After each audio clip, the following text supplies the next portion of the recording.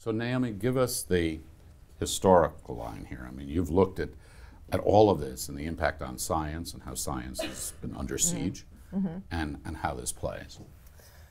Thanks. Yes. Well, one of the things that's difficult about this issue is that we all feel that the present moment is different and worse than things that have happened in the past. And yet, if we look at it historically, we see a pretty long historical story that I used to say began with the tobacco industry, but now I actually know it goes back even further. But if we at least start with the tobacco industry, we know that in the 1950s, the tobacco industry was confronted with a very strong body of scientific evidence that demonstrated beyond any reasonable doubt that their product killed people when used as intended.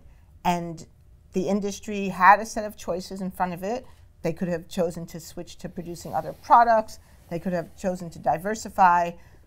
But what they chose instead was to fight the facts.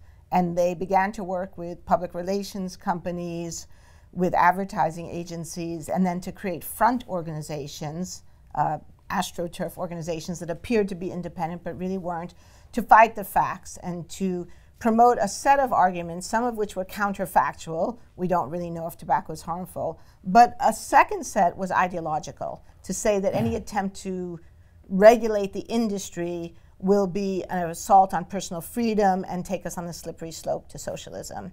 And it's that piece that I think links to Jane's story, and to some extent to Yahya as well, that they began to realize that actually supporting the ideological argument was a very effective strategy because it would appear to be principled. Because if a tobacco industry executive said, oh, don't worry, our product's fine, most of us would realize that those executives were not objective and independent, that they had a vested financial interest.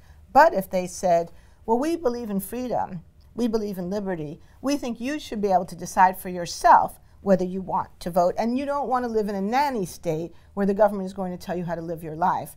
That argument would not necessarily seem self-interested, and it would resonate with the think tanks, such as the American Enterprise Institute or the Cato Institute, and therefore they could create an alliance with these other organizations. And so I see the tobacco industry as a key part of the origins of this story, which then the Koch brothers and other groups then reinforce in a variety of ways.